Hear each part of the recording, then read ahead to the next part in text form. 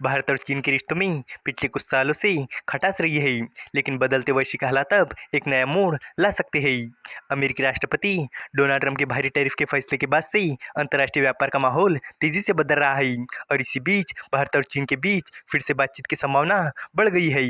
Rare earth magnet, urea और दवाओं के कच्चे माल की रुकी हुई सप्लाई दोनों देशों के लिए एक अहम मुद्दा बन चुका है। लेकिन सवाल यह है कि तियानजिन में होने वाला ये सीओ सम्मेलन इस जमी हुई बर्फ को पिघला पाएगा। तो चलिए इस अपडेट को डिटेल में जानते हैं।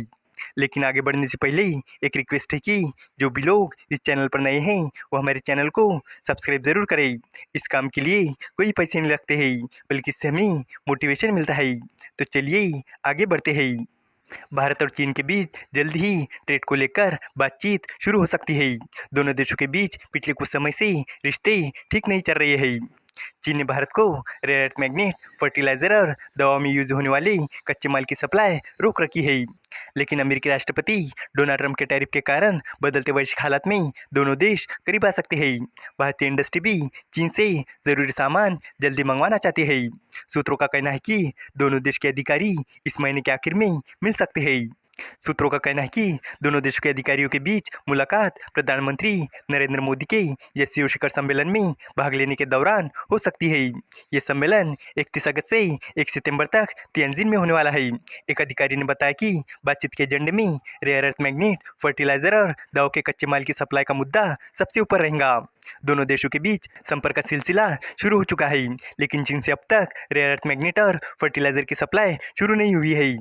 भारत ने कुछ साल पहले एक नियम बनाया था। इसके मुताबिक जिन देशों से भारत की जमीनी सीमा लगती है वहां से आने वाले निवेश के लिए सरकार की मंजूरी को अनिवार्य बनाया गया था।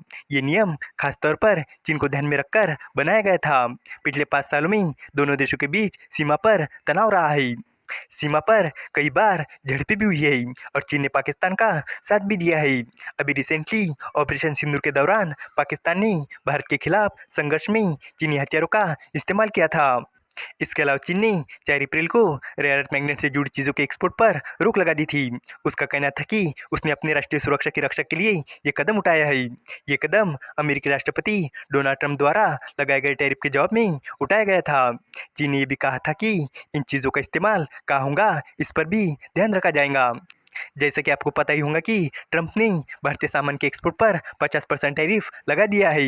इसी तरह चीनी सामान पर भी 30% टैरिफ लगाया गया है।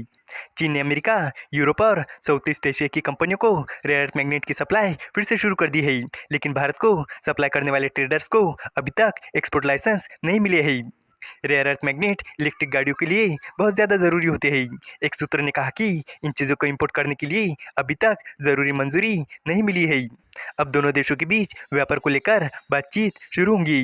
चीन ने पिछले 3 महीनों से भारत को यूरिया और कुछ अन्य खाद्यों की सप्लाई भी रोक रखी है, लेकिन अब उसने यूरिया की सप्लाई पर लगी रोक को हटाने की प्रक्रिया शुरू कर दी है।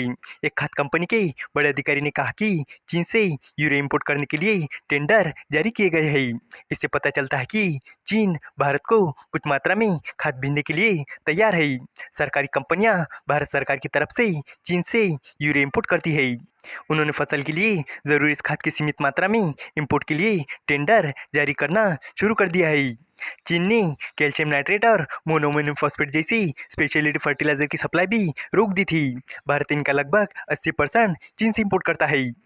इस बीच भारत और चीन दोनों ही फार्मा इंडस्ट्री को लेकर चिंतित है। ट्रंप ने अगले 1.5 साल में दवाओं पर 250% टैरिफ लगाने का प्रस्ताव रखा है। इससे दोनों देशों में फार्मा इंडस्ट्री को परेशानी हो सकती है, क्योंकि दोनों ही दवा के बड़े सप्लायर है। कॉमर्स मिनिस्ट्री ने एससीओ समिट से पहले फार्मा इंडस्ट्री के बड़े अधिकारियों के साथ एक मीटिंग बुलाई है। इस मीटिंग में कई मुद्दों पर बात होगी, जिसमें चीन के साथ मिलकर काम करने और रिश्तों को मजबूत करने के तरीके भी शामिल होंगे। इंडस्ट्री के जानकारों ने बताया कि बातचीत के बारे में अभी तक कुछ खास जानकारी नहीं दी गई है, लेकिन इसमें अमेरिका द्वारा लगाए गए टैरिफ से बचने के तरीकों पर बात हो सकती है। हालांकि भारत से होने वाले फार्मा एक्सपोर्ट को अभी तक 50% अमेरिकी टैरिफ से छूट मिली हुई है, लेकिन भविष्य में इससे खतरा हो सकता है। इस वीडियो का कंक्लूजन यही है कि बदलते वैश्विक हालात भारत और चीन को फिर से बातचीत के टेबल पर वापस ला सकते हैं। रेयर अर्थ मैग्नेट, फर्टिलाइजर और दवाओं के कच्चे माल की सप्लाई जैसे मुद्दे दोनों देशों के लिए बहुत ज़्यादा अहम है। अमेरिकी टैरिफ ने जहां व्यापारिक दबाव बढ़ाया है, वही एससीओ सम्मेलन एक नए सहयोग का रास्ता खोल सकता है। अब देखना ये होगा कि क्या ये मुलाकात सिर्फ बातचीत तक सीमित रहती है या सच में दोनों देशों के रिश्तों में ठंडी पड़ी गर्माहट वापस आती है। उम्मीद है कि आपको ये जानकारी पसंद आई होंगी और भी इसी तरह के इन्फॉर्मेटिव वीडियोस के लिए हमारे चैनल को सब्सक्राइब करें। धन्यवाद।